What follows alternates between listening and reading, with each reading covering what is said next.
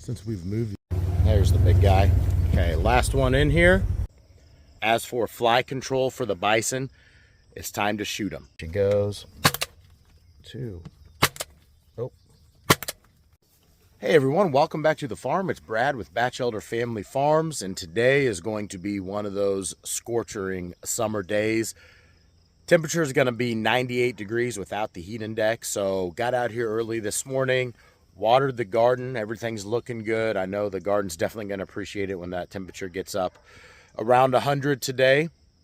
And also going to provide the bison a little relief from flies today. Quick look at what I was able to get out of the garden. I got 2 nice zucchini. We've had a couple other zucchini this year, but we just got our first cucumber.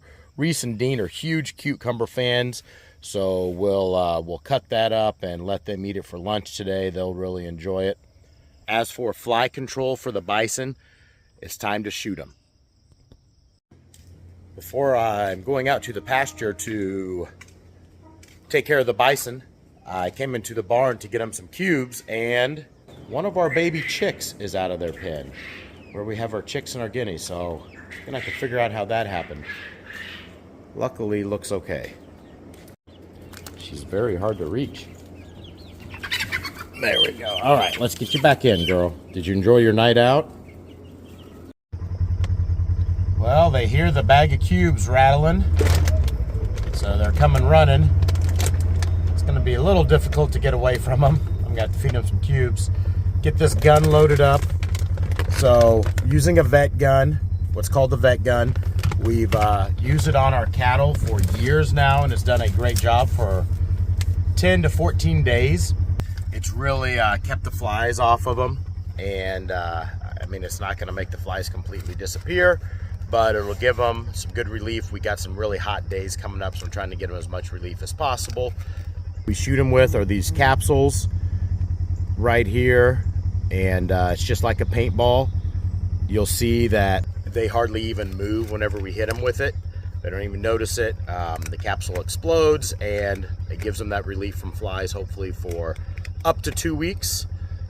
Let's get the gun loaded and see how they do. All right, we're loaded up. I'm gonna try to get away from them a little bit, so I'm not right on them. Got the CO2 cartridge in there. We should be ready to give them some relief. All right, I'm not sure how good I'll do shooting and filming. We'll see. See, it exploded. So we got Ashley. She's good to go. All right, let's move around. Phyllis is too close. There she goes. 2. Oh, did not get Chief. It didn't explode.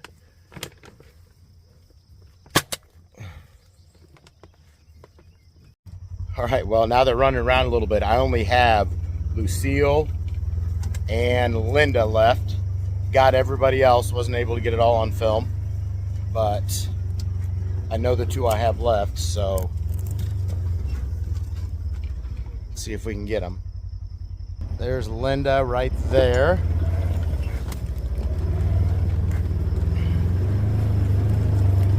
Sorry, I have Babs. I hit Babs, but it didn't explode. So let's see if I'm close enough this time. Golly. There we go. All right, just got Linda left. Our girl Linda. She knows what's up. Right there. She's still got a little limp, but it's gotten so much better the last 6 weeks since they've been on pasture. Her coat's looking good. She's putting weight back on. I think when Peter came and we were able to deworm her, did wonders for her. All right, we got them all. That was really quick work, much better than I thought. Not sure you can see this. This is what the pellets look like after they explode. They'll just disintegrate. I see one here that didn't explode. So here's one. I'll go get my glove and I'll put it back in, and hopefully we'll be able to use it on the cows. Well, now that we've shot them, let's feed them some treats so they don't hate me and hate the rain.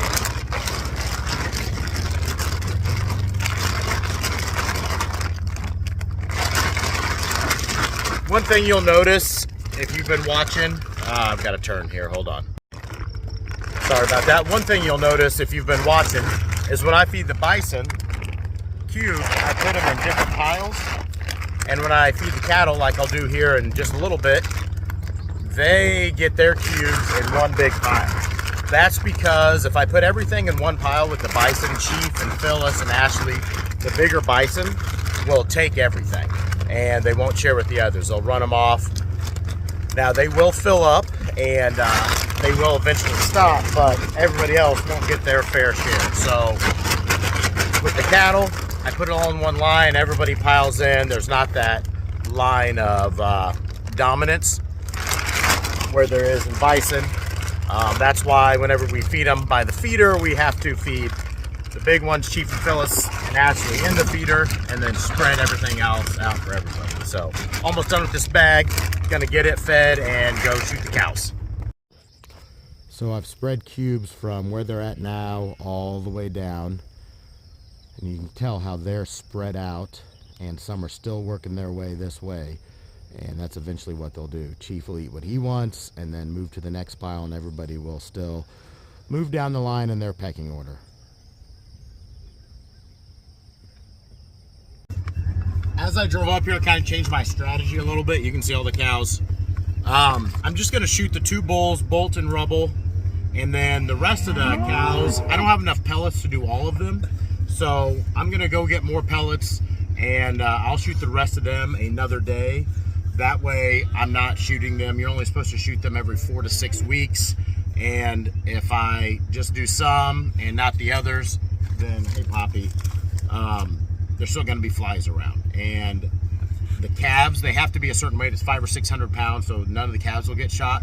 So if I just shoot some and not the others, and then I come back and I shoot some more than they should be, I don't want to harm anybody. So gonna wait till I get more. I'll know the bulls, and I just won't shoot them the next time, and at least give them some relief right now. And then when I shoot the rest of the herd, I should help the bulls again, and hopefully give them some relief. I doubt you can tell, but there are a pretty good amount of flies on these cows right now. You can kind of see some flying around. So we're gonna have problems with pink eye. So just trying to prevent that as well. So I'm gonna get them some cubes, go shoot the 2 bulls, and get back inside because it's getting hot.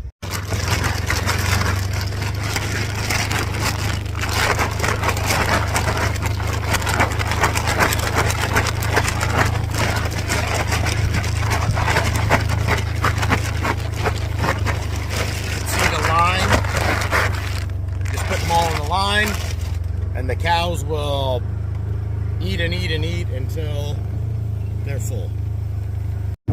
Go back up here and find bolt and rubble.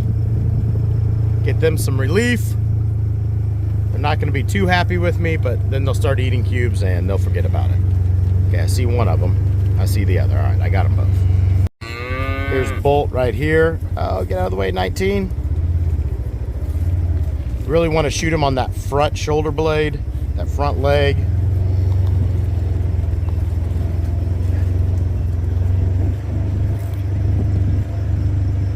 There's rubble as well. It's like they've got bodyguards.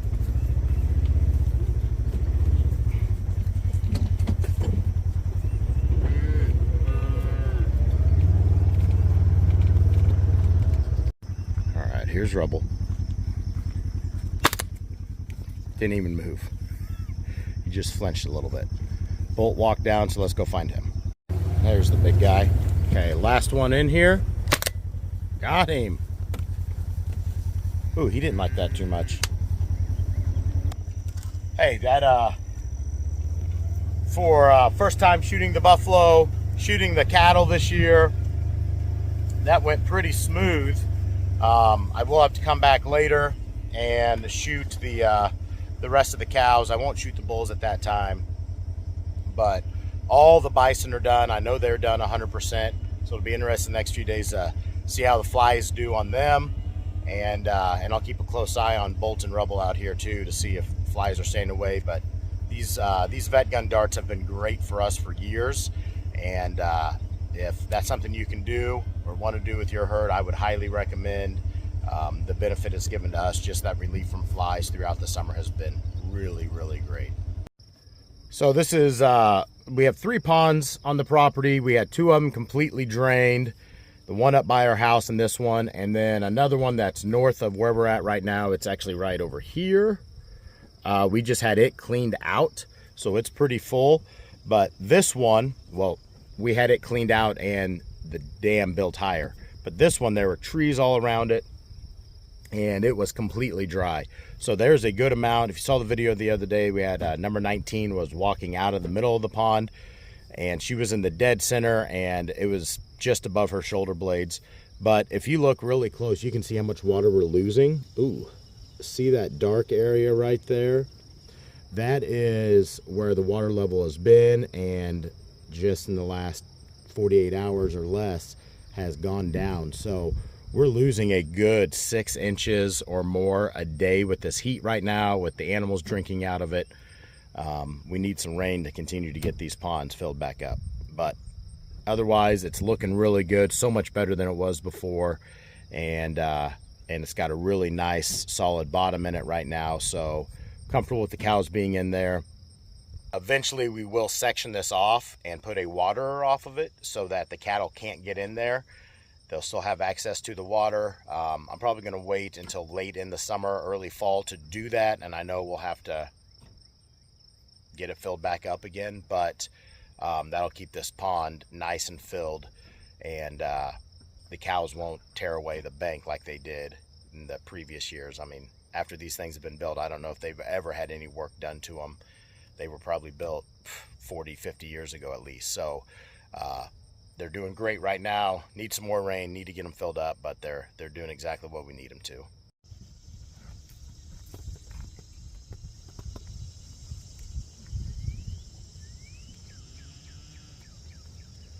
Since we've moved these the bison into this field, there's really, well, 2 dirt piles in this little mound, but we've got a huge dirt pile right there. And then we've got a huge pile down here that was a stack of trees, so it's just like dirt from the roots of the trees. And they spend so many hours on those, almost like they're playing King in the Mountain. And it's not always Chief, it's Phyllis, it's Ashley, it's some of the other ones that that go up there and play and rub on it. And I've tried to get down to get it filmed, but by the time I get down there, get to the pasture, they're coming up to greet me at the gate. So I haven't really been able to get any video of it. I'll keep trying. They do it multiple times a day. What do you think, Chief? You all right, bud?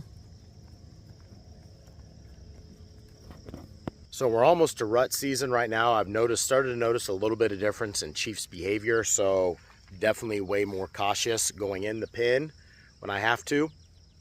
And like right now, he's following Phyllis. You can see him just tracking Phyllis. So I don't know for certain, but kind of makes me think that she's in heat, and his behavior really changes when they are in heat. And he just gets a little more spunky, and I don't want to put myself in a position where he's trying to keep me away from the ladies, just in case he would follow his natural instincts. It would be perfectly understandable. So continue to keep an eye on him, make sure I keep my distance in the pen. He still comes up to the fence, lets me feed him, lets the kids through the fence feed him, visitors, things like that. So but we just keep a closer eye on him and make sure we're not sticking our arms or anything in there, because he will hedge at the fence a little bit these last few days. Well, thank you for following along today. Hope you enjoyed the video. If you haven't yet, go ahead and subscribe to our channel. We'd really appreciate that. If you enjoyed the video, give us a thumbs up. We hope everyone stays well, and we'll see you back here real soon.